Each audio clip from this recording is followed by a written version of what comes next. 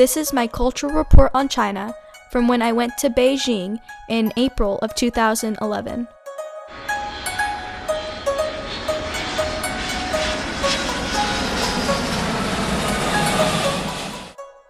Eating in China is a social experience.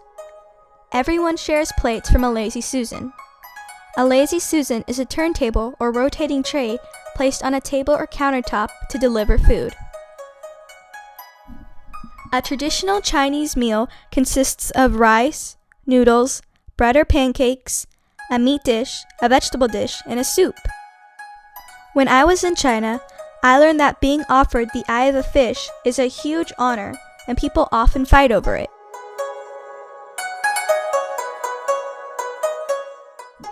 This is a picture of my tour guide Jen I took in the taxi on the way to the Great Wall of China.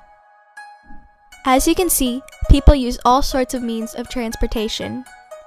From buses to taxis to walking around, people can get to school, work, or just shop around. China is very fast-paced and always moving. Hey, it's Risa again, and we're on our way to the Great Wall of China. We're in a taxi right now. We were supposed to have a bus, but it broke down. Then they sent another bus, and it broke down. So we had to take a taxi.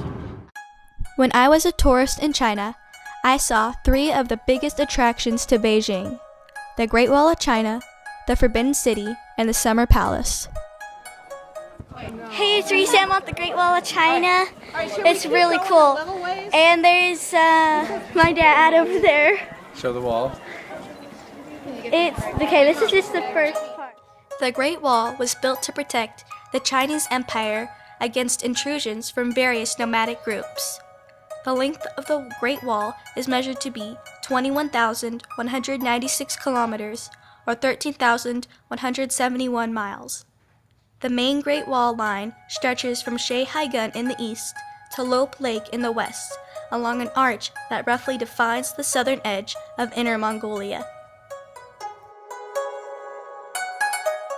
The Forbidden City was the Chinese imperial palace from the Ming Dynasty to the end of the Qing Dynasty. It is located in the center of Beijing, China, and now houses the Palace Museum. It was built from 1406 to 1420.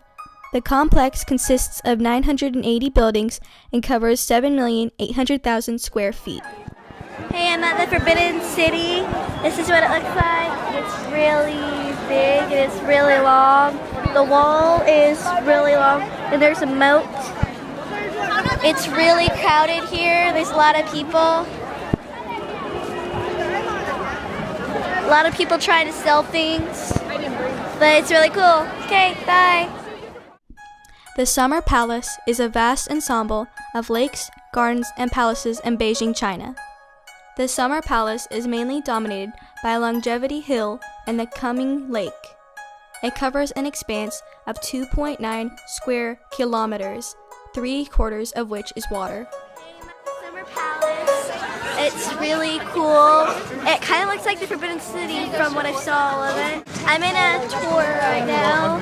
And we're getting ready to do what? We're getting ready to Take a boat. Yeah. Across the lake. So that's going to be interesting. And this is where the royal family went to cool off, right? Yeah. Okay.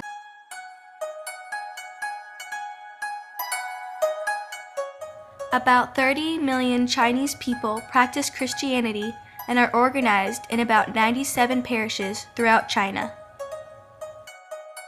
Buddhism is a major religion that has influenced Chinese literature, art, and ideology. Today, there are about 14,000 temples and 180 monks and nuns in China. About 300 Taoist temples are in China today, in which about 30,000 Taoists live in. Taoism emphasizes philosophical thought and following a way of life called the Tao.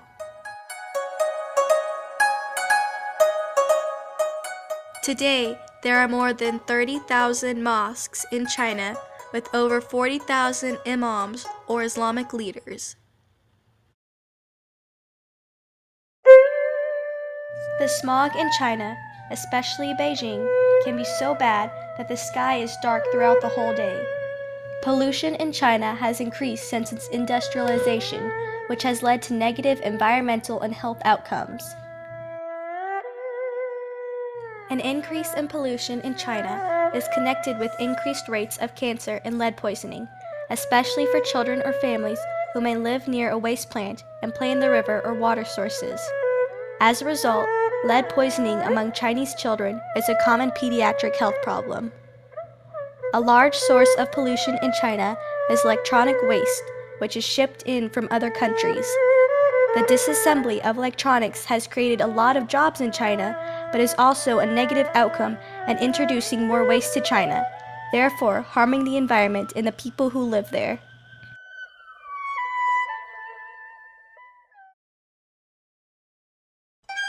China is quickly rising as a world superpower and is a leader in production and commerce internationally. A recent article in Time magazine estimated that China's overall gross domestic product, or GDP, would surpass the US for the previous year.